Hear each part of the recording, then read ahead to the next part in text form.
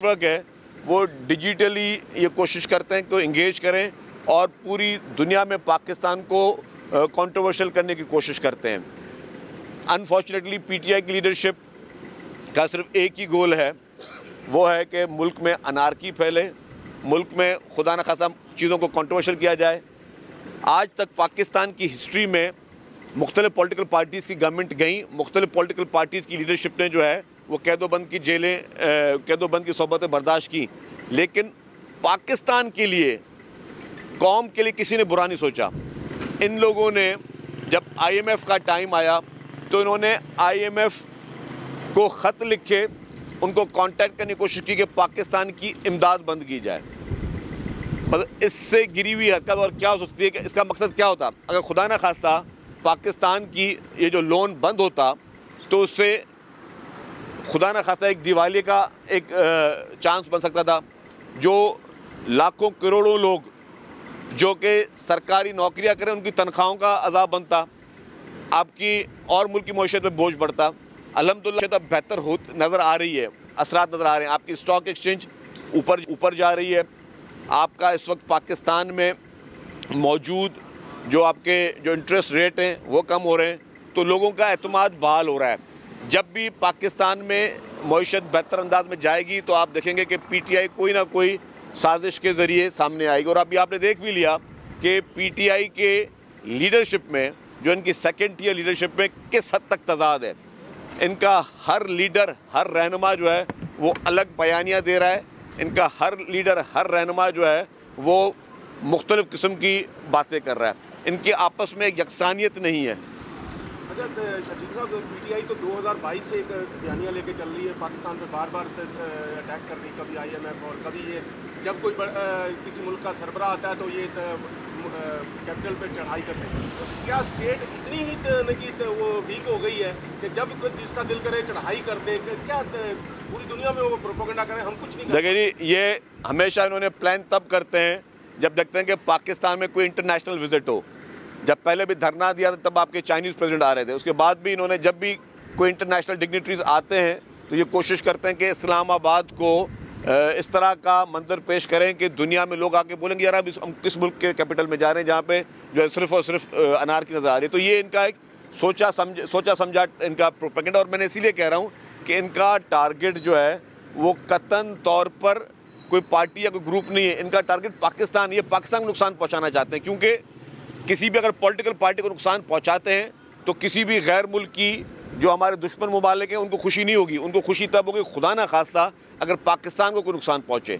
और ये पाकिस्तान को हर मुमकिन नुकसान पहुंचाने के लिए पीटीआई की लीडरशिप दिन और रात जो है वो इसी में मसरूफ़ है। और उनका मकसद ये है कि अनारकी हो, अफरा तफरी हो। लेकिन इस बार जो है आपने देखा कि जब उसने कॉल दी तो सिवाय खैबर पख्तूनख्वा में वो लोग जो कि उनकी हुकूमत थी और उनकी हुकूमत जिन लोगों को ज़बरदस्ती लेके आई, उसके अलावा आप सारे कराची के जर्नलिस्ट हैं, आपने कराची से कोई बहुत बड़ा काफ़िला जाते हुए नहीं देखा, पंजाब में से कोई काफ़िला नहीं आया, बलूचिस्तान से कोई काफ़िला नहीं आया। जहाँ उनकी अपनी हुकूमत थी वो अपनी हुकूमत के ज़ोर पर चीफ मिनिस्टर साहब लोगों को पैसे देकर, और जिसके सब शवाहिद भी हैं, उनकी अपनी एक MNA साहिबा ने कहा कि जी हाँ हम सबको जो है चीफ मिनिस्टर साहब ने पैसे दिए ट्रांसपोर्ट के लिए, लोगों को खाने के लिए पैसे दिए। तो अब आप लोगों को पकड़ धक्कड़ करके पैसे देकर और ट्रांसपोर्ट उनको प्रोवाइड करके उनको खाने के झांसे देकर के उनको लेके आते हैं। और फिर क्या हुआ, जब आपने देखा कि हुकूमत ने सख्ती शुरू की तो सबसे पहले इनकी लीडरशिप वहाँ से भागी। इनके सारे लीडरान जो अपने आप को बहुत बड़े आपको प्रेस कॉन्फ्रेंसों में या मीडिया में बहुत ज़्यादा भड़कियाँ मारते हुए नज़र आएंगे, उनमें से कोई भी शख्स वहाँ मौजूद नहीं था। और जो 2-4 लोग मौजूद थे ऑप्टिक्स के लिए, वो भी सबसे पहले अवाम को छोड़कर भागे। इमरान खान साहब के बिहाफ पे बुशरा बीबी साहिबा आई, सबसे पहले वो भागी। वो जो बहुत बड़ी बातें करते थे गंडापुर साहब, वो भागे। तो ये सब लोग मैदान छोड़ के सबसे पहले भागे।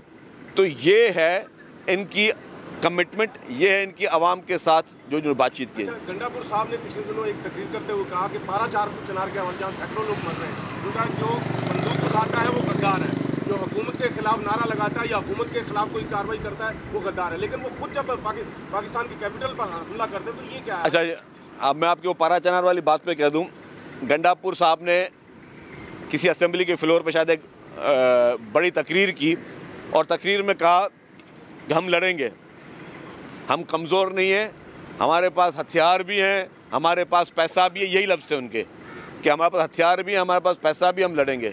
खुदा के बंदो, आप किससे लड़ने की बात कर रहे हो? आप अपने ही मुल्क के गवर्नमेंट से लड़ने की बात कर रहे हो। आप कह रहे हो कि आप अपने ही मुल्क की गवर्नमेंट के खिलाफ हथियार उठाओगे।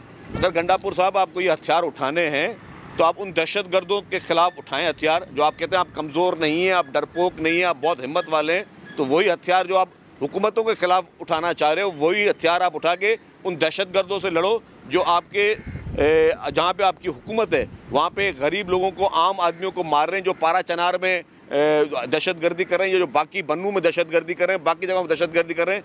आप में इतनी माशाल्लाह अपनी सलाहियत है, आप अपने आप को इतना बड़ा बहादुर शख्स कहते हैं, तो यही हथियार उठाएं, यही पैसा उठाएं, आप उन लोगों से लड़ें। अब आप अपनी हुकूमत से लड़ने के लिए हथियार कैसे उठा सकते हो? तो ये मैं समझता हूँ कि ये बयान इटसेल्फ, मैं किसी को लेबल नहीं देता, लेकिन मैं समझता हूँ रियासत से बगावत का ये मैसेज है। ये कोई अच्छा मैसेज नहीं हो सकता कि एक सूबे का चीफ मिनिस्टर कहे कि मैं हथियार उठाऊंगा दूसरी हुकूमत के खिलाफ, अपने ही मुल्क की किसी हुकूमत के खिलाफ हथियार उठाऊंगा। मैं समझता हूं कि इससे बड़ा जो है गैर जिम्मेदाराना बयान और इससे बड़ी एक गिरी हुई सोच और नहीं हो सकती। जी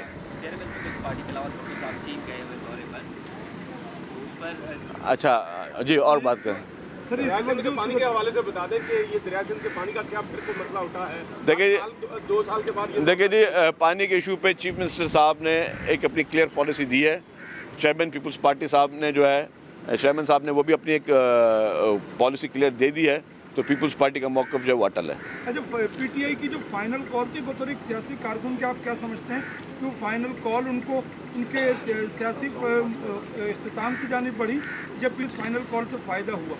देखिए, मैं समझता हूँ कि पीटीआई ने अपॉर्चुनिटी मिस की है जब उसको वफाकी हुकूमत ने ये कहा कि जी आप पेशावर मोड़ पे आके बैठ जाएं, वहाँ धरना दे दें और आप से हम डायलॉग कर रहे हैं।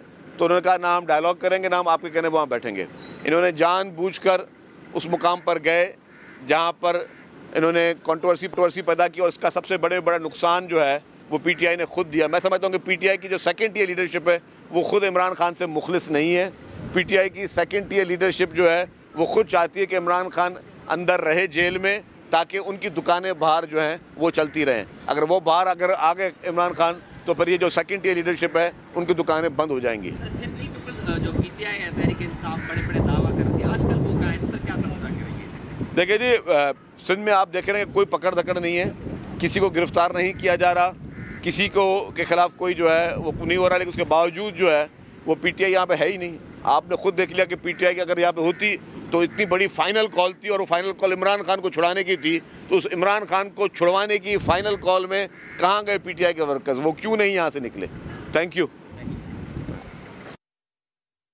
सिंध के सूबाई वजीर शर्जील इनाम मेमन मीडिया से गुफ्तगू कर रहे थे। उनका कहना था कि पीटीआई की दुश्मनी मुल्क के साथ है, इतने बहादुर हैं तो ये हथियार और पैसा दहशतगर्दों के खिलाफ इस्तेमाल क्यों नहीं करते? गंडापुर साहब हुकूमत के बजाय दहशतगर्दों के खिलाफ हथियार क्यों नहीं उठाते? अगर ये इतने बहादुर हैं तो हथियार और पैसा दहशतगर्दों के खिलाफ इस्तेमाल करें। एक सूबे का वजीर आला दूसरी हुकूमत के खिलाफ हथियार उठाए तो ये बगावत होती है। वजीर आला सिंध के सूबाई वजीर शर्जील इनाम मेमन मीडिया से गुफ्तगू कर रहे थे। उन्होंने पीटीआई पर तनकीद की। पीटीआई को तनकीद का निशाना बनाते हुए उनका यह कहना था कि पीटीआई की दुश्मनी मुल्क के साथ है। अगर ये इतने बहादुर हैं तो ये हथियार और पैसा दहशतगर्दों के खिलाफ क्यों नहीं उठाते?